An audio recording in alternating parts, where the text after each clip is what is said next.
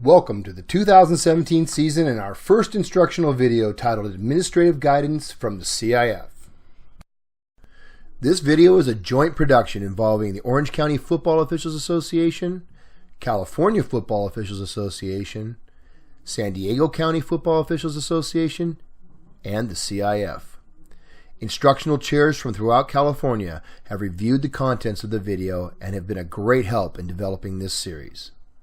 My name is Mark Andrews, and I will be providing the technical support and the vocals for these videos, which are offered with the approval of the California Interscholastic Federation in hopes of answering common questions from section officials and providing guidance to instructional programs and officials as we work towards a consistent application of the NFHS rules and mechanics of the game of football. This first video has been produced to provide assistance to our instructional programs and officials on a variety of issues that have come to our attention and may need some clarification as it relates to the proper enforcement of the specific rules. We term this administrative guidance as we all know there is no cookie-cutter approach to all the possible situations and scenarios that can present themselves to officials on game day. We hope we address the major elements and provide concrete support to the administrative procedures that officials should take under each of these situations. So let's get started by discussing issues involving player uniforms and pads. As you know, NFHS rules state that all jerseys must be long enough to reach the top of the pants, or if much longer than the top of the pants, they must be tucked into the pants.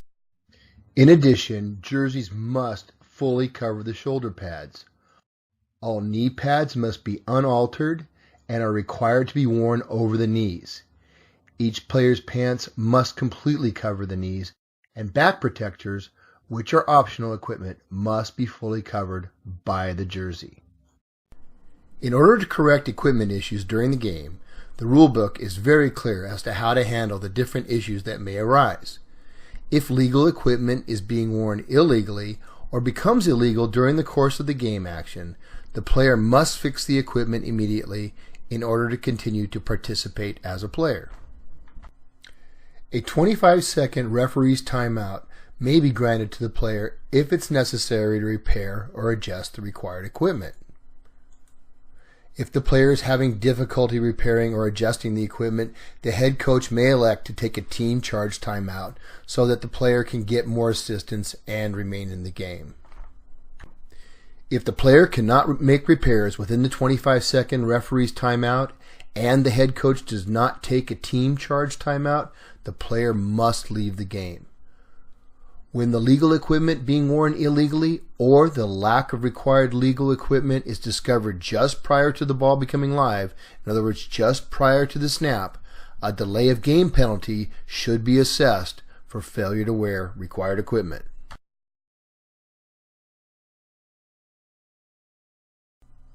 As you know, the crew must observe the players of both teams during the pregame to identify and correct any illegal equipment issues.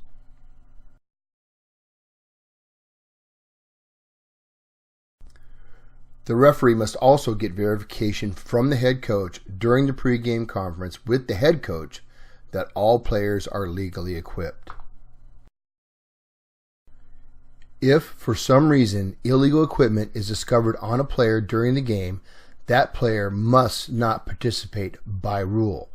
If a player is continuously attempting to correct an issue, like pants covering the knees, and the player is unable to correct the issue according to the rules of the game, then the equipment must be considered illegal and the player must leave the game. Legal equipment being worn illegally and illegal equipment issues can be a continuing problem for teams and officials if not properly reported to your association's liaison to the CIF. In some cases, the liaison is the president or the assigner or even the instructional chair. Whoever it is, please report any major administrative game problems to your association liaison, not directly to the CIF section office. Your liaison to the CIF section office has established positive working relationships with coaches, athletic directors, and the commissioner, so it will be most effective to have the liaison be the single point of contact for exchanging information within the association and with the schools and CIF. NFHS rules regarding jersey colors and contrasting numbers are mostly a concern at the varsity level, as schools tend to hand down uniforms to the lower levels as they purchase new ones for the varsity. The CIF has provided guidance for situations where teams arrive at games with illegal jersey colors or have numbers that do not provide a contrast for easy visibility. The CIF has provided written direction to notify the head coach of the referee's determination that the jerseys are illegal and that the head coach will be assessed a 15-yard unsportsmanlike penalty assessed on the opening kickoff. The opponent may choose to decline the penalty, so be sure to check with the other head coach. And most importantly, report the incident to your association's liaison so that the school and CIF can be informed for immediate action by both. The CIF has directed us to play the game, as player safety is not at risk.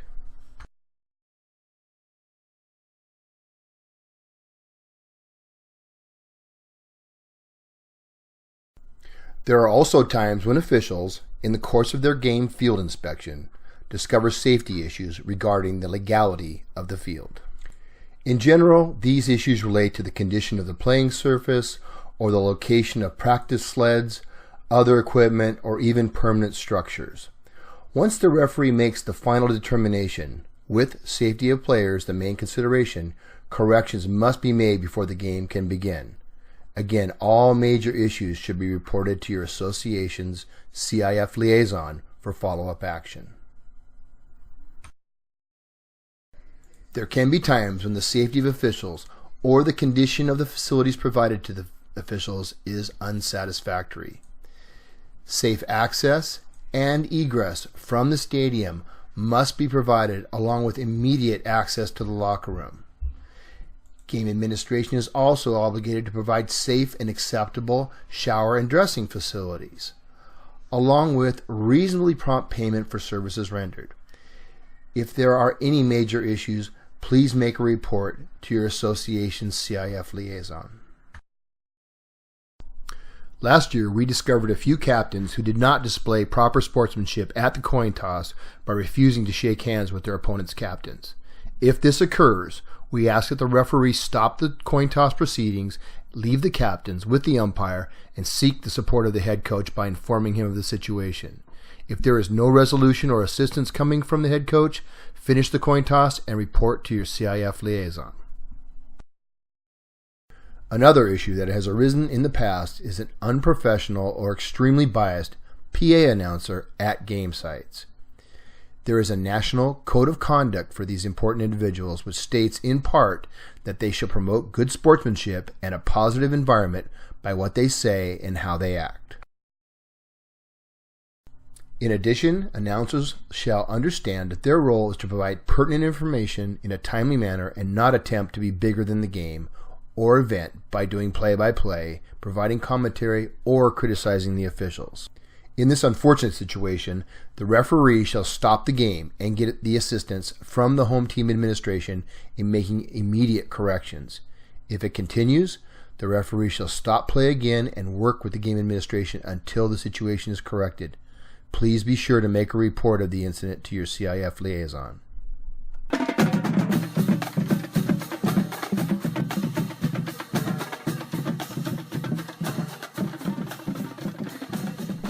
There are times when a team complains that the opponent's band is playing during their cadence and interfering with their ability to put the ball in play.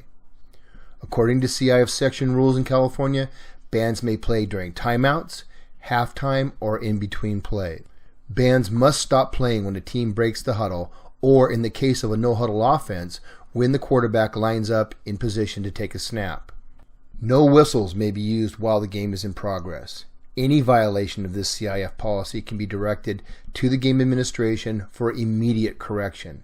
Continued violations would be considered an unfair act under NFHS Rule 9-10-1 and could result in a 15-yard penalty being assessed to the head football coach of the offending school for unsportsmanlike conduct. Although there is not an actual state CIF rule against the use of drones, The Federal Aviation Administration, the FAA, in 2016 disseminated a summary of their small unmanned aircraft rule, clearly stating operational limits. The CIF has distributed a copy of this summary to all sections, which states, in part, that small unmanned aircraft may not operate over any persons not directly participating in the operation of the aircraft, and limits the operation to daylight time only. Thus, we must prohibit the use of drones at high school football games. As officials, our immediate concern is for the safety of our participants, players, and non-players. The game will be stopped until the drone has been removed from the stadium airspace. A drone flying to get pregame images for a later TV broadcast well before the start of the game and the arrival of the crowd would be an example of a drone flight outside of our concern for safety. We should be in contact with game administration and make a report to our association's CIF liaison. Well, that's it for this version of the 2017 CFOA film study. We've got a lot more instructional videos coming up this season. Feel free to browse this YouTube channel for previous instructional videos. This is Mark Andrews signing off.